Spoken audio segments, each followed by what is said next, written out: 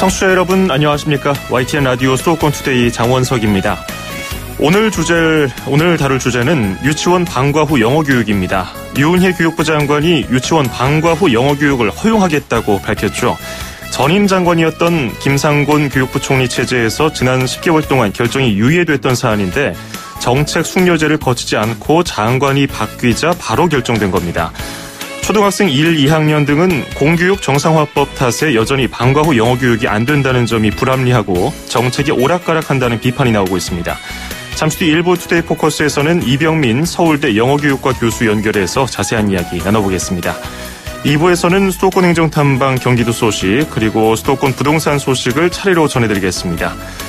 찬 이슬이 맺히기 시작한다는 절기 할로윈만큼 오늘 서울 아침 최저 기온이 9.6도였습니다.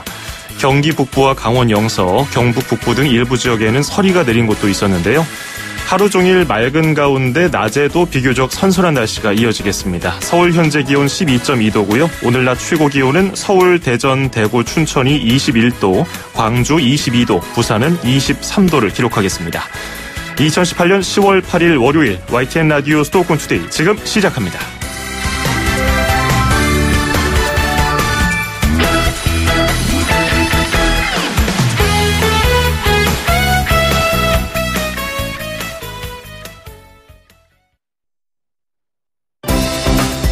수도권과 관련된 소식은 모두 여기 YTN 라디오 수도권 투데이.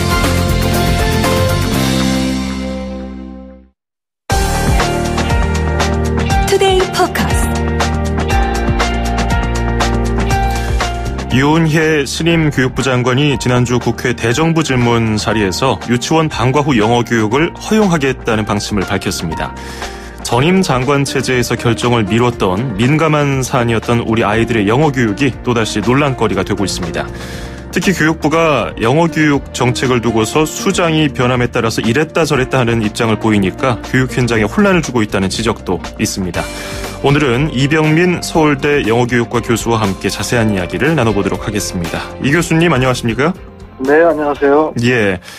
우리 아이들의 영어 교육을 두고서 현장에서 참 혼란스러워하는 모양새인데요. 특히 이 유은혜 신임 장관이 놀이 중심의 유치원 방과 후 영어 교육을 허용하겠다고 밝히고서는 이제 다시 논란의 중심에 이 문제가 서게 됐는데요. 이 교수님은 이런 상황 어떻게 보고 계신지요?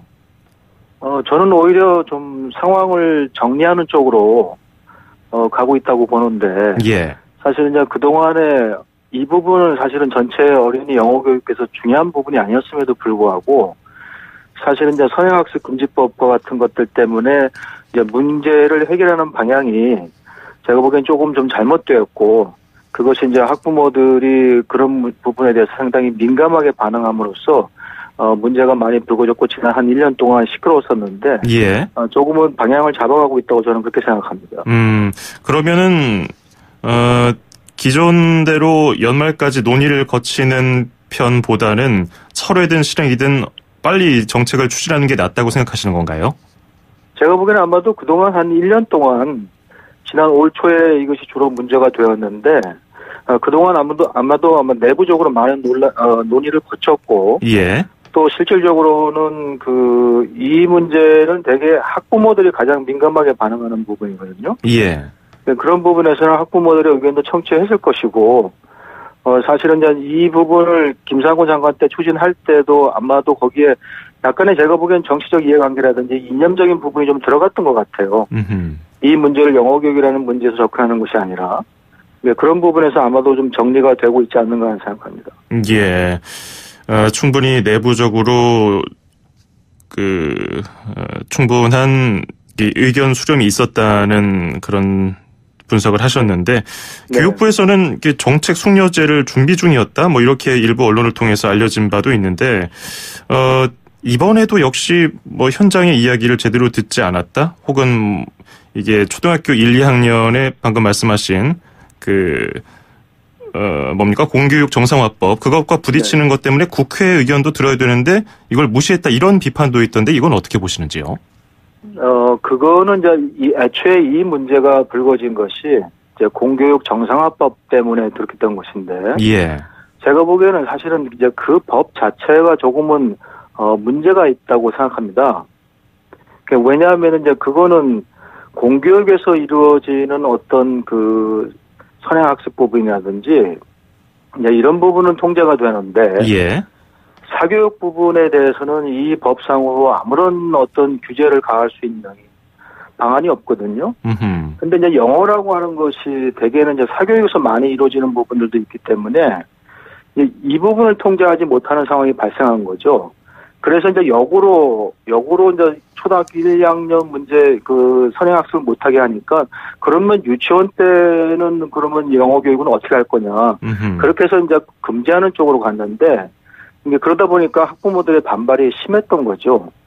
그래서 제가 보기에는 정책의 방향을 지금 예를 들어서 선행학습을 그대로 두고 이 문제를 해결하려다 보면은 방향이 잘 안 나오고 이제 거꾸로 역으로 선행학습 부분을 조금은 손을 봐서 이 영어교육 문제를 좀 해결하려는 방향인 것 같습니다. 예.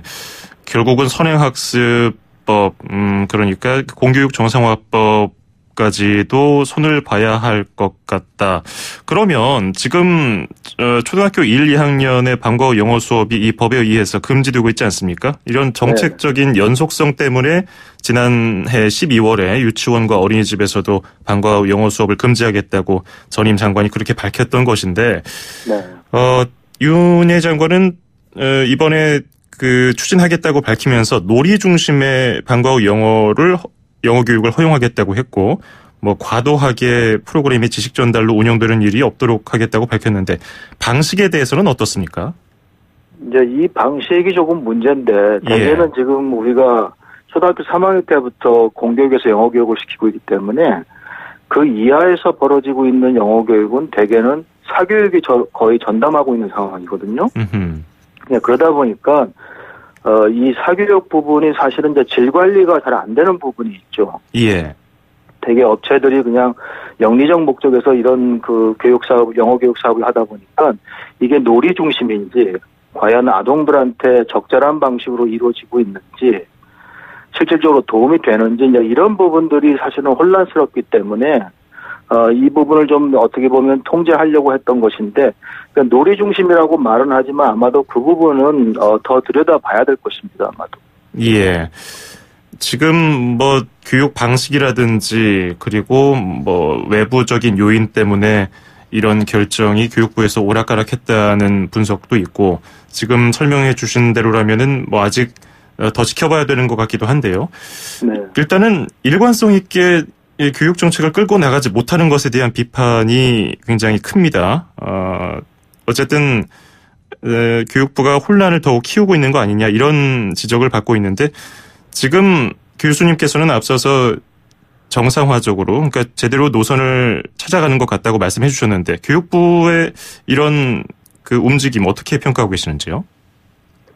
그러니까 이제 이게 만약에 영어 교육이라는 그 한 부분만 들여다본다면은 되게 교육부에서 의사결정을 하고 정책 결정을 하는 과정에서 이게 유치원이면 유치원 단계의 어떤 영어 교육 이것만 바라보는 경향이 많거든요. 예. 근데 조금은 이제 정부에서 의사결정을 할 때 이 영어라고 하는 문제가 왜 학부모들이 그렇게 관심을 가지고 자녀의 영어 교육에 채웠냐. 이것은 유치원 단계에서 끝나는 게 아니라 사실은 초등학교, 중학교, 고등학교, 대학 아니면 심지어 직장을 얻고 취직을 하는 데까지 쭉 연결되어 있는 문제거든요. 근데 그렇게 이거를 통시적으로 거시적으로 보지 못하고 일부분만 자꾸 들여다보기 때문에 사실은 이런 문제가 발생한다고 저는 봅니다. 예. 그러면 교육부가 일부분만 보지 않고 좀 거시적으로 보려면은 지금 이렇게 수장이 바뀔 때마다 갈팡질팡하고 또 정권이 바뀔 때마다 혹은 뭐 교육감이 뭐 진보 성향 혹은 보수 성향이 주류를 이룬다. 이거에 따라서 달라지는 부분이 좀 일관성을 보여야 될 것 같은데 이게 좀 나아질 것 같습니까? 그러니까 지금 우리나라 교육의 현재 지금 문제가 뭐냐면 5년마다 정권이 바뀌면서 교육 정책이 바뀌고 또 어떻게 보면은 이 교육 문제라고 하는 것을 전문가 집단이 들여다보기보다는 사실은 어떻게 보면은 정치적 좀 이념적으로 바라보는 부분들이 있거든요. 특히나 또 정부에서는 이 영어 교육이라고 하는 것이 그럼 우리 하나의 교과목이라고 보기보다는 우리 사회에서 영어라고 하는 문제를 어떻게 가져갈 것이냐. 그런 좀 큰 그림의 어떤 정책이 정부에서 마련되고 그것들이 좀 일관되게 추진되어야 하는 부분들이 있는데 사실은 이제 그렇지 못한 부분 때문에 정권이 바뀌면서 아니면은 뭐 교육의 지방자치다 이래서 교육감들마다 이게 다른 생각들을 하고 있고 거기에 또 정치적 이념적인 것들이 가미되면서 사실은 교육 정책이라는 것이 영어 교육 정책은 물론이고 상당히 그 혼란스러운 부분이 있는 거죠. 예. 그래서 뭐 공교육 정상화법, 뭐 선행학습금지법 이런 것들을 만들어서 추진하려고 하는데 학부모들은 뭐 불신이 커지니까 사교육으로 더 몰리는 것 같아요. 그래서 영유아 시기에 일찍이 아이들에게 외국어를 가르칠 경우에 효과가 더 큰지 이런 좀 근본적인 좀 궁금증도 생기는데요. 이 부분은 어떻습니까? 그러니까 그런 부분도 사실은 이제 우리나라 상황에서 조기에 영어 교육을 하는 것이 효과적인지 이런 것들에 대한 좀 더 깊이 있는 연구가 좀 종단 연구라든지 몇 년에 걸쳐서 이런 좀 연구들이 정보 지원이라든지 이런 것들이 좀 진행됐어야 되는데 예. 사실은 이제 그런 것들이 별로 없죠. 특히나 이제 사교육 부분에서 이루어지는 영유아를 대상으로 한 영어 교육에 대해서는 이것이 영리기업이라는 이유로 해서 제대로 들여다보지도 못하고 무엇이 어떤 식으로 벌어지고 있는지도 사실은 살펴본 적이 거의 없거든요. 정부에서도 거의 들여다볼 수 있는 기회가 없었고 이러다 보니까 사실은 학부모들은 의사결정하는데 충분한 정보가 없고 또 학계에서도 어떻게 보면은 조기 영어 교육의 효과에 대해서 이렇다 저렇다 아니면 좋다 나쁘다 여러 가지 이제 의견들이 있기 때문에 예. 제가 보기엔 그런 부분들이 좀 정리가 되면은 조기에 영어 교육한다고 하는 것이 그렇게 우리나라 상황에서는 별로 효과적이지는 않거든요. 그런 것들에 대한 홍보 작업들 이런 것들도 좀 저는 필요하다고 봅니다. 예. 물론 학계에서는 그 어렸을 때 영어 교육 영어뿐만 아니라 다른 외국어 교육에 대해서 교육을 하는 것이 좋다 나쁘다 여러 가지 연구 논문을 통해서 지금 발표가 되고 있는데 정부 차원에서는 이런 큰 틀에서의 연구가 전혀 없었습니까?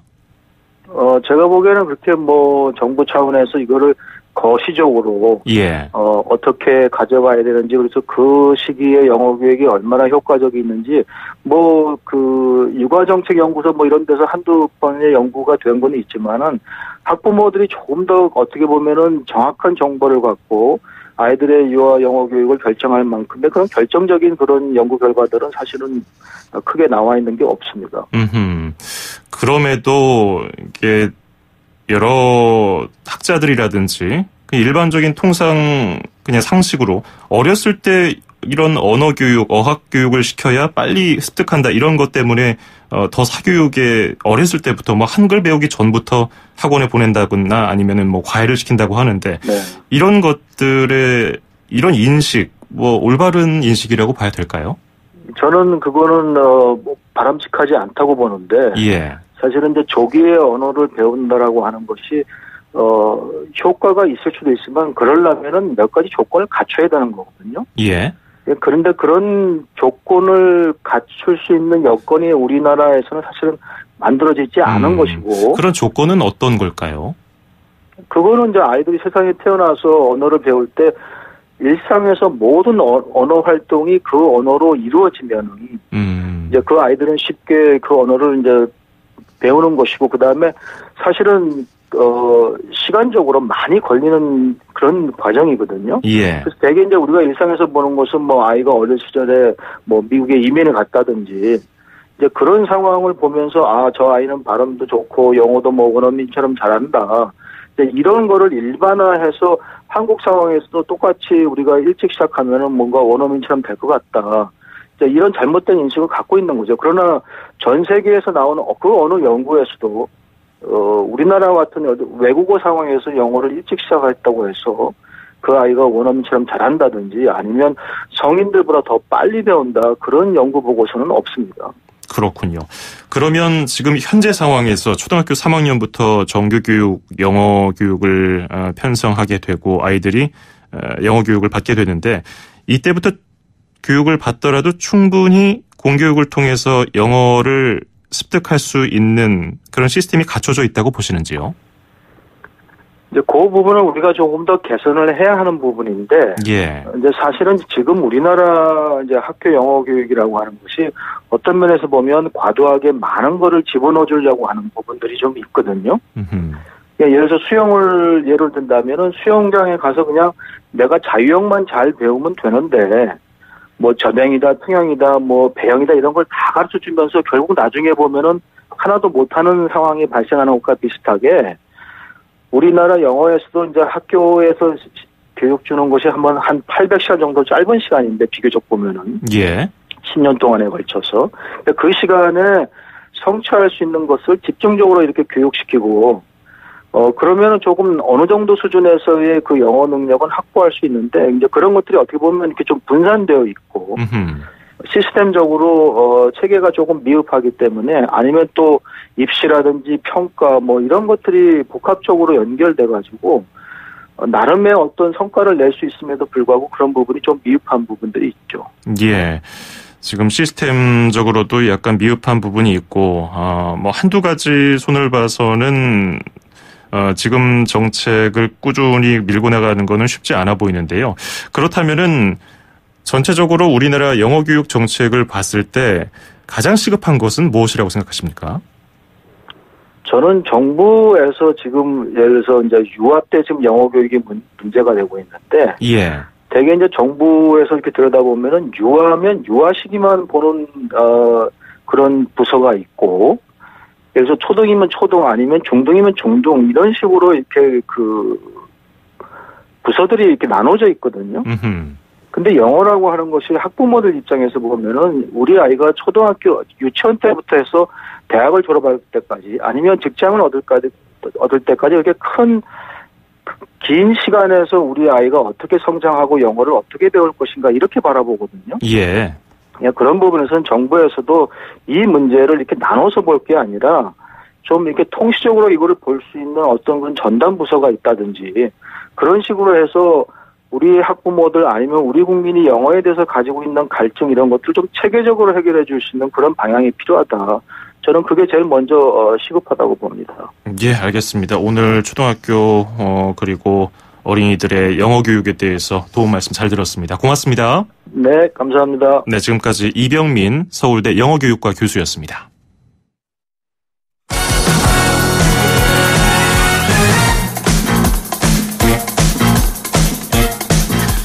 수도권 뉴스 브리핑입니다. 인천광역시의 택시 기본요금이 이르면 연말쯤에 인상될 것으로 보입니다. 인천시는 오는 10일 택시정책위원회를 열어서 기본요금 인상에 대한 의견 수렴을 할 예정입니다. 인천시는 최근 5년 동안 기본료가 동결됐던 데다가 서울시가 기본요금 인상을 논의하고 있어서 요금 인상이 불가피할 것으로 보고 있습니다.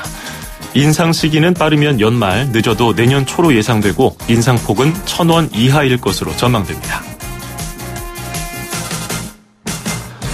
서울시는 전통시장과 대형마트에서 유통 중인 땅콩 견과류와 가공품을 대상으로 발암물질인 곰팡이 독소 검사를 한 결과 모두 허용 기준 이내 안전한 것으로 확인됐다고 밝혔습니다. 서울시 보건환경연구원은 지난 3월부터 9월까지 땅콩과 견과류 63건과 땅콩 견과류 가공품 48건 등 모두 111건을 대상으로 곰팡이 독소인 아플라톡신 검출 여부를 정밀 검사한 결과 독소가 전혀 검출되지 않거나 허용 기준치 이내 미량만 검출됐다고 밝혔습니다. 곰팡이 독소는 곰팡이가 생성하는 독소로 쌀과 땅콩 등 탄수화물이 풍부한 농산물이나 곡류에서 많이 발생합니다.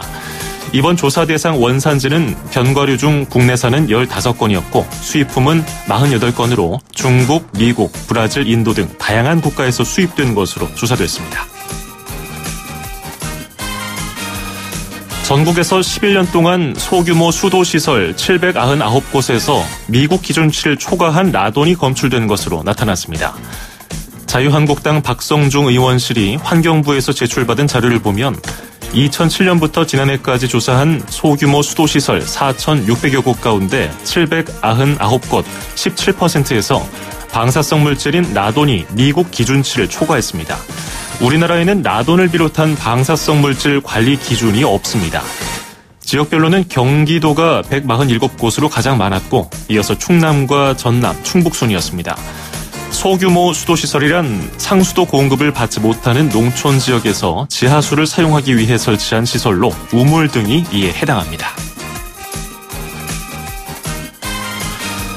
인천시와 인천시 교육청이 중고교 교복비 지원을 비롯한 내년도 7개 교육 협력 사업에 최종 합의했습니다. 인천시와 시교육청은 내년부터 시행하는 중고교 교복비 지원액 139억 원은 각각 절반씩 부담하기로 했습니다. 또 교육경비 보조금을 지원받지 못하고 있는 동구와 옹진군 학생들을 위해서 시와 시교육청이 내년에 각각 5억 원씩 지원하기로 했습니다. 이 밖에도 두 기관은 지역 학생들의 교육 격차 심화와 교육의 질 저하를 방지하기 위해서 10억 원을 지원하기로 했습니다. 경기도 수원시가 수원역에서 KTX를 이용할 수 있도록 철로를 만드는 수원발 KTX 직결 사업에 대한 설계 용역에 착수했습니다. 수원발 KTX 직결 사업은 경부선 서정리역과 수도권 고속철도 지제역까지 4.7km를 연결하는 철로를 건설해서 수원역을 KTX 출발 거점으로 만드는 사업으로 한국철도시설공단이 오는 2021년 공사를 시작해서 3, 4년쯤 뒤에 완공할 예정입니다. 현재 수원역에는 하루 4회 KTX가 정차하지만 대전역까지는 기존 경부선 선로를 이용하기 때문에 고속철도로서 역할을 제대로 하지 못하고 있습니다. 서울시의회 이은주 의원은 아파트 경비원들의 근무 환경 개선을 위해서 서울주택공사 SH가 내년 상반기쯤에 임대주택 경비실에 에어컨을 설치하기로 했다고 밝혔습니다. 이은주 의원은 SH가 에어컨 설치를 건의받은 뒤에 내년에 1억 7천만 원의 예산을 반영해서 45개 단지 177개 경비실에 에어컨을 설치하도록 노력하겠다는 입장을 전해왔다고 소개했습니다. 또 서울시 소유 재개발 30개 단지는 내년 상반기 안으로 설치할 예정인 것으로 전해졌습니다. 경기 평택해양경찰서가 다음 달 초까지 한 달 동안 경기 남부와 충남 북부 해상에서 음주 운항 특별 단속을 실시합니다. 단속 대상은 대형 인명사고 위험이 큰 낚싯배와 유도선, 예인선, 위험물 운반선, 수상 레저기구 등으로 주요 항로와 음주운행 발생이 높은 해역을 중심으로 집중 단속을 하고 주말에는 해상 검문 검색과 항포구 순찰을 강화합니다. 해상에서 혈중 알코올 농도 0.03% 이상 상태로 음주 운항을 할 경우에 5톤 이상 선박은 3년 이하 징역이나 3천만 원 이하 벌금을, 5톤 미만은 500만 원 이하 벌금을 물립니다. 지금까지 수도권 뉴스 브리핑이었습니다.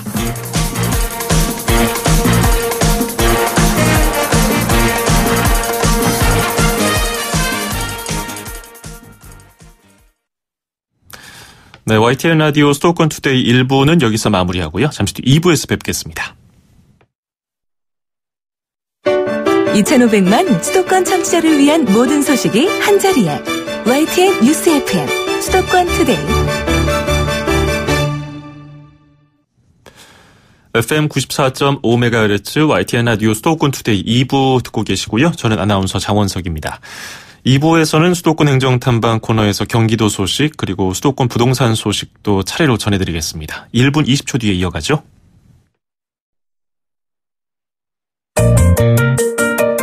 음악과 수도권 뉴스가 한방에 수도권 전문 방송 수도권 투데이.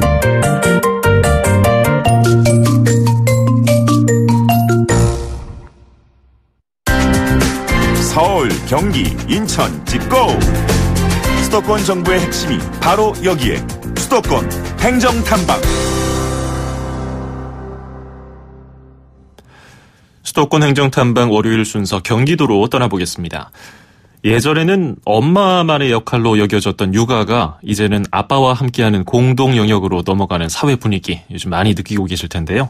저출산을 극복하기 위한 방안으로도 아빠의 육아 역할이 강조되기도 합니다. 경기도에서는 막연한 아빠 육아가 아니라 실질적인 도움이 되는 온라인 교육과정을 운영한다고 하는데요. 오늘 이필신 경기도 평생교육과장 연결해서 관련 이야기 나눠보겠습니다. 이 과장님 안녕하세요. 네, 안녕하세요. 네. 먼저 온라인 평생학습 서비스 지식, 이게 그냥 우리말로 지식이라는 의미도 있고 영어로 GSEEK, 이게 경기에 쥐하고 뭐 찾다 이런 의미의 시하고 합친 것 같은데 설명 좀 부탁드리겠습니다. 네, 예, 맞습니다. 지식은 지는 경기도의 그 약자 앞에 지자고요. 예. 식은 뭐 찾다, 그러니까 경기도에서 지식을 찾다 그런 의미입니다. 이 어떤 겁니까? 뭐 사이트를 통해서 운영이 되나요? 어떤 교육들을 제공하고 있습니까? 네, 지식은 그 배우고 싶은 사람들이면 누구나 언제 어디서나 무료로 다양한 교육을 할 수 있도록 경기도가 2016년 11월에 개설한 무료 온라인 평생 사이트입니다. 네. 외국어부터 자격증, 컴퓨터, 취미생활, 인문교양 등 평생 교육 분야의 1000여 개의 온라인 교육을 제공하고 있습니다. 아, 온라인을 통해서 경기도가 뭐 외국어도 도민들이 공부할 수 있도록 하고 자격증도 따고 뭐 여러 가지 공부를 할 수 있도록 만들었는데 이번에 아빠 육아를 주제로 강좌가 개설됐군요. 네, 그렇습니다. 최근 아빠들의 육아 참여에 대해 굉장히 관심이 높고 사회적으로도 적극 관장하고 있는 추세이기 때문에 아빠 육아를 테마로 몇 가지 강좌를 좀 선정해 봤습니다. 바로 캠핑, 낚시, 드론인데요. 네. 아이들뿐만 아니라 아빠들한테도 아주 인기가 많고 좋더라고요. 한번 안 해봐서 못해라고 미리 겁먹지 마시고 지식 강좌를 들으면 왕초보 아빠도 쉽게 배울 수 있게 아주 상세하게 알려드리고 있습니다. 그렇군요. 뭐 캠핑, 낚시, 드론 이거는 뭐 아빠들, 아저씨들 참 좋아하는 그런 취미 생활들인데 아이들도 함께 하면은 뭐 괜찮을 만한 그런 것들인 것 같습니다. 뭐 캠핑, 낚시, 드론 외에 또 어떤 강좌가 있나요? 그 외에도 이제 막 아빠가 된 분들을 위해서 육아 상식을 배울 수 있는 강좌들이 있습니다. 예를 들어 우리 아이 잘 키우기 육아법이라든가 영아기에 꼭 알아두면 좋은 어떤 수면, 식습관, 위생관리, 요리 방법 등을 배울 수 있고요. 특히 오은영 박사나 이명주 박사 같은 육아 관련 유명하신 분들이 직접 강의를 부모 강의를 하고 있습니다. 야, 그러면 이런 강의를 듣게 하면 뭐 한 번도 안 해봐서 못해 이런 얘기 아까 과장님 말씀하셨는데 그런 얘기는 못할 것 같네요. 실제로 도움이 될 수 있겠어요? 네, 그렇습니다. 네, 맞습니다. 요즘 날씨가 너무 좋잖아요. 네.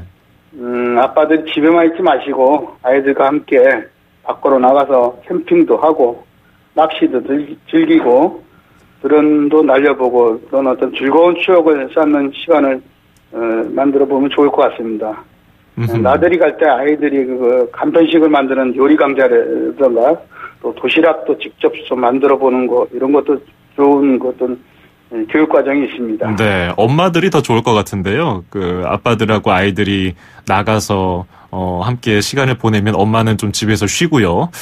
자, 네. 이렇게 지식 이 사업은 평생 교육을 다루고 있어서 여러 가지 주제가 많은 것 같은데 아까 외국어 교육도 있고요. 컴퓨터도 있고 여러 교양 과목도 있다고 했는데 과장님이 특별히 이거는 꼭 한번 들어보시라고 추천해 주실 강좌 있습니까?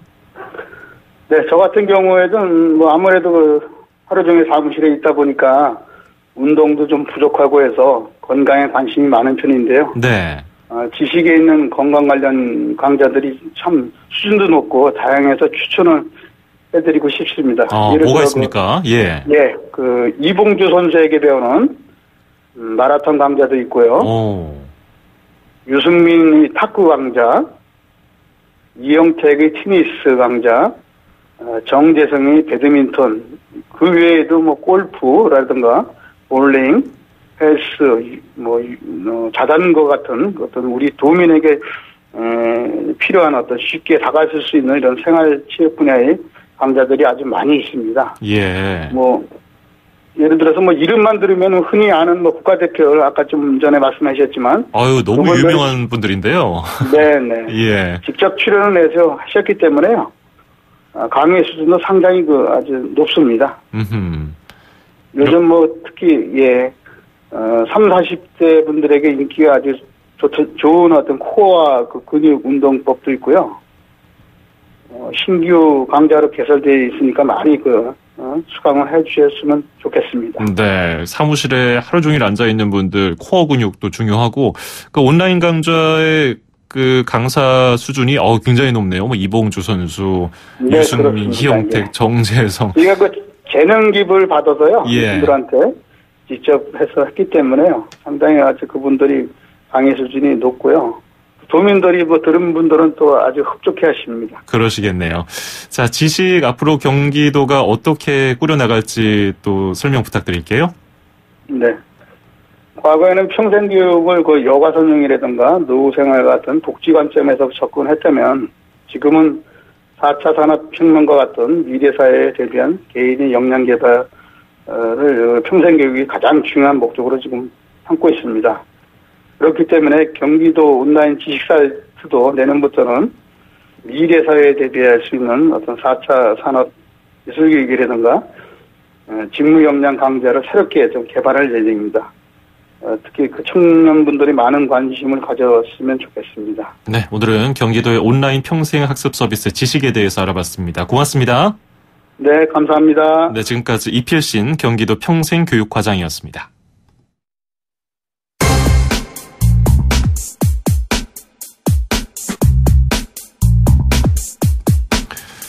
네, 역시 매주 월요일마다 만나보는 코너죠. 수도권 부동산 소식 함영진 직방 빅데이터 랩장과 함께했습니다. 랩장님 안녕하세요. 네, 안녕하세요. 예, 9.13 대책 발표 이후에 주택시장 그 가격 상승세 둔화 그리고 매매 거래도 좀 떨어지고 있다고 하던데 최근 수도권 아파트 시장 분위기는 어떻습니까? 네, 그 주택시장은 9.13 대책 이후 극심한 눈치 보기가 이어지고 있습니다. 정부의 규제로 일단 매수를 보류한 채 관망세로 돌아선 분위기인데요. 추경 매수세가 사라지면서 가격 상승폭이 감소하고 있습니다. 실제 부동산 정보회사 조사에 따르면 10월 첫째 주 서울 아파트 매매 가격은 0.19% 올라서 추석 전과 비교해서 절반가량 상승폭이 둔화됐습니다. 가을 이사철로 접어들면서 매수 문의가 활발한 것이 일반적이지만 올해는 정부의 규제와 특제 공급 발표에 따른 집값 조정 우려감으로 매수세가 감소하고 있는 것으로 분석되고 있습니다. 그렇군요. 극심한 관망세로 돌아섰다고 표현을 이렇게 말씀해 주셨는데, 근데 워낙 그동안 가격이 올랐기 때문에 그 하락세가 있다고 하더라도 체감은 잘 안 되더라고요. 네. 자, 어쨌든 서울 주택시장의 이런 흐름이 일부 지역에서는 매수자가 계약 포기를 하기도 하고요. 강남이나 용산에서는 매수자가 1억대 계약금을 포기하고 계약을 파기하기도 했다고요. 그렇습니다. 이제 9.13 부동산 대책 시행 이전에 이제 매물 품귀라든지 매도인의 배액 상환을 통해서 계약 해제가 상당했었다면 9.13 대책 이후에는 거래 절벽 속에 매수인이 계약을 파기하는 경우가 나타나고 있다고 합니다. 최근 강남권 재건축 단지에서 매수인이 1억 5천만 원 상당의 계약금을 포기하고 계약을 취소했다고 하는데요. 집값이 한창 치솟을 때는 매도인이 터무니없는 호가로 계약을 깬 것과는 반대 현상이라고 할 수 있겠습니다. 여러 가지 이유가 있겠지만 규제 지역의 경우에는 LTV가 40%밖에 안 되는 데다가 2주택 이상자는 주택담보대출이 불가한 상황입니다. 네. 대출 한도가 줄고 향후 세금 부담이 커지게 되자 일부 매수인들이 계약을 파기하는 것으로 분석되는데요. 매도자 중심에서 매수자 중심 시장으로 분위기가 바뀌면서 매물도 종전보다는 다소 늘고 당분간 거래 감소 현상도 좀 더 진행될 것으로 분석되고 있습니다. 그렇군요. 자, 그런 가운데 이제 10월, 11월 이제 남은 하반기에 수도권에 4만 4천여 가구인가요? 이제 분양 물량도 쏟아지고 열기도 인기는 여전히 높은 것 같아요. 근데 네. 11월부터 다음 달부터는 규제 지역 내 1주택자가 추첨제 아파트 청약 신청하려면은 그 새로 분양받은 아파트의 입주 가능일로부터 6개월 이내인가요? 그때 이제 현재 거주 중인 집을 팔겠다는 약정을 해야 하잖아요. 네, 맞습니다. 국토부가 금주 주택 공급에 관한 규칙 개정안을 입법 예고할 예정인데요. 예. 규제 지역의 1주택자가 추첨제 아파트 청약을 신청하기 위해서는 새로 분양받은 주택의 입주 가능일로부터 6개월 내에 기존 주택을 팔도록 하는 내용이 담길 예정입니다. 9.13 대책에서 가점제 물량뿐만 아니라 이제 추첨제 물량 전체를 무주택자에게 우선 배정하고 남는 물량에 대해서 1주택자에게 당첨 기회를 주겠다고 하자 1주택자 반대가 아주 컸었죠. 그래서 1주택 갈아타기 실소유자의 피해가 우려된다는 민원이 많았기 때문에 이를 보완한 것인데요. 네.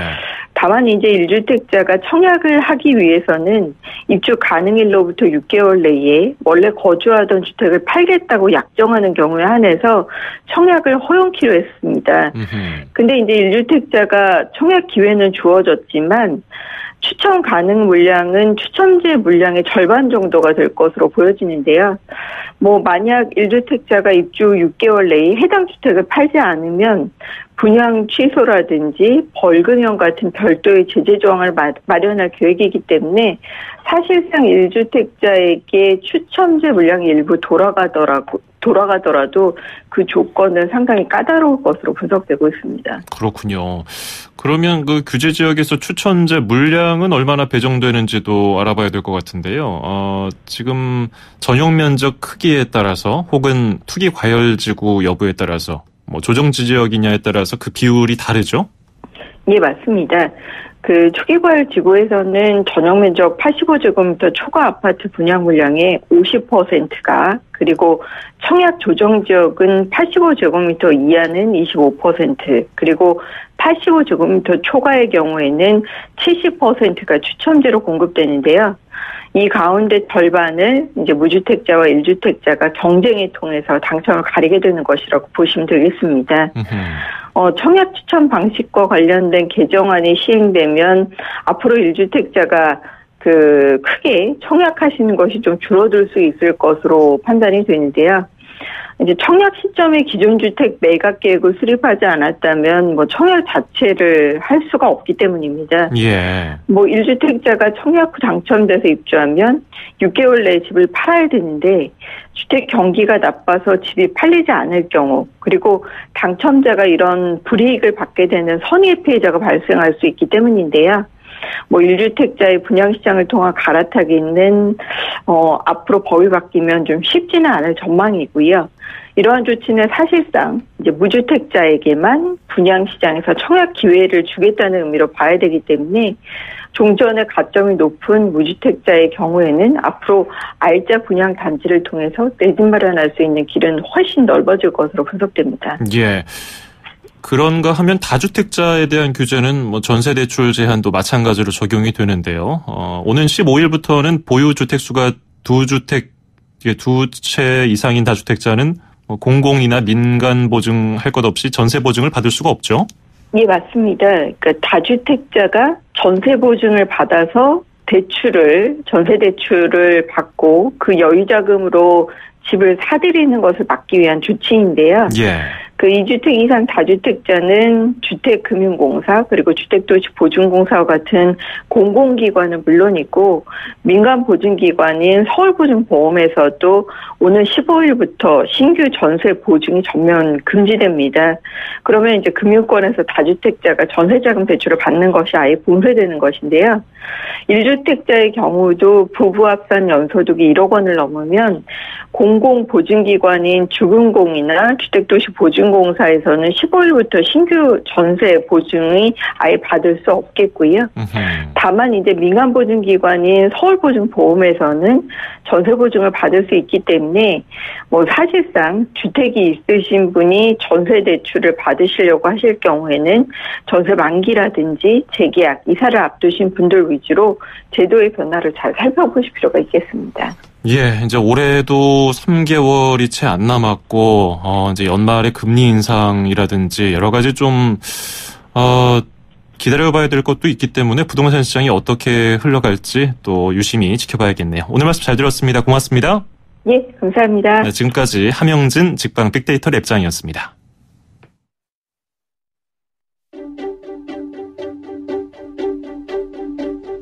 I threw a wish in the well. Don't ask me, I'll never tell. I looked to you as it fell, and